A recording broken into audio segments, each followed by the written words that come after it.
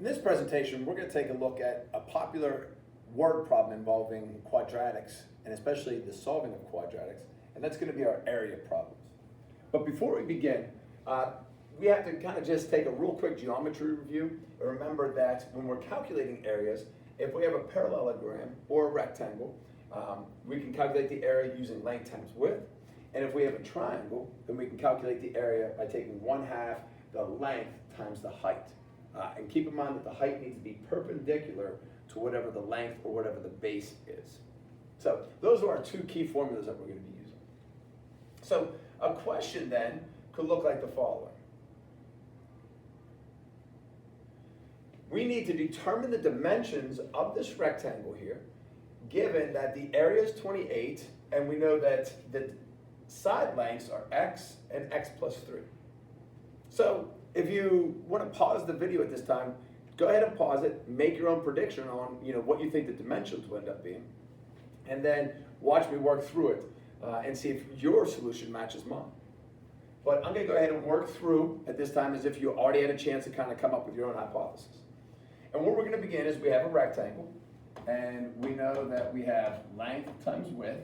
So I'm just going to substitute my given information. I have a 28, and I'm going to refer to this as my length, which is x plus 3, and this is my width, which is x. So the first part is just taking the given information and coming up with an equation. Now we have to get into the solving side of things. And one of the things that we like right off the bat is the fact that it's factored. However, we see that it's not set equal to 0 yet. So what I'm going to do is I'm actually going to go ahead and multiply the right side. Then I'm going to subtract 28 to both sides.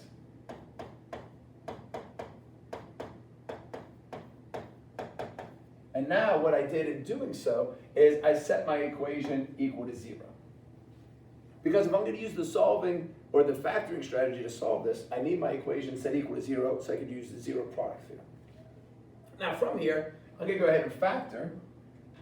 And whenever I factor, I see in this scenario, my a value is 1, so I'm just thinking about factors of negative 28 and factors of negative 28 that combine to give me 3.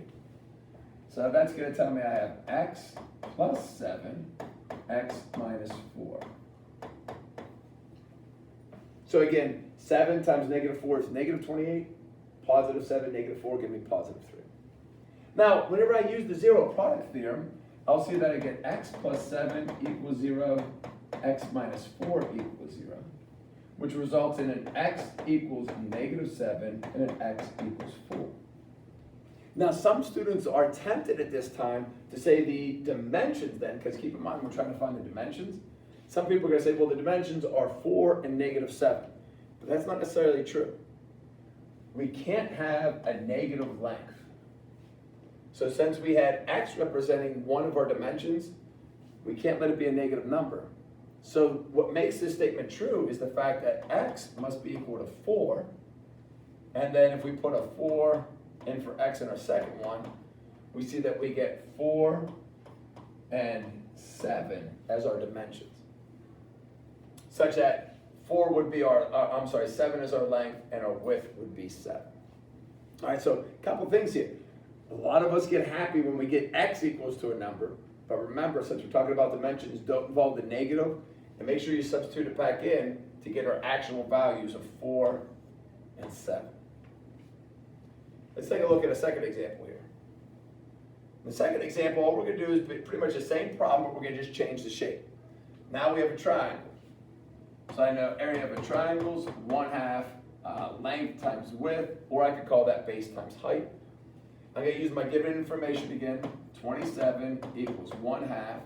My length is 4x plus 1. My width is 3x. So in a similar fashion, I'm going to try to set this equal to 0. And I see this half right here. So one of the first things I'm going to do is I'm going to actually multiply both sides of the equation by 2 to get 54. Now, I'm going to multiply my right side by distributing this 3x to get 12x squared plus 3x. And then finally, just like the last one, I'm going to subtract 54 to both sides. That's going to give me 12x squared plus 3x. Remember, I'm subtracting the 54, so it's minus 54 equals 0. Now we have our equation set equal to 0. That's a good start. Now we want to solve this, and we want to solve by factoring. But one of the things I want to do here is remember that whenever I'm solving by factoring, I always want to look for a GCF. And what I can do in this case is I can see my very first step, I can divide everything by 3, which will result in 4x squared plus x. Now, 3 goes into 54, well, 3 goes into 5 once, 2 remaining, 3 goes into 24 8 times. Now, this actually gives me a smaller set of factors to work with. So now from here, I can actually calculate my AC value. So again, I'm going to be taking 18 times 4 to give me 72. All right, so my AC is 72. Factors of 72 that combine to give me 1 are going to be 9 and negative 8. One of the things I want to remember is that was a negative 72. All right, so now using my grouping strategy, I'm going to actually separate this into negative 8 plus 9x, like so. I bring down the 4x squared, bring down the negative 18. If I go through and group this, take out the GCFs. I'm going to go ahead and say GCF here. Oops, I forgot an x here in that case. I have a 4x, which is going to be x minus 2. Take out a 9. It's going to give me x minus 2. I love the fact that these are the same.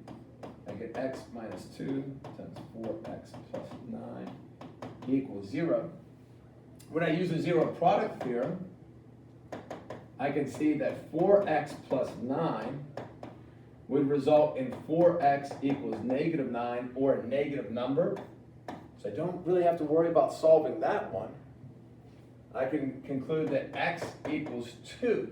Now remember, we are to find the dimensions, so we're not necessarily done yet. What we now know is that the height, which is equal to 3x, means that we would have 3 times 2, which is 6.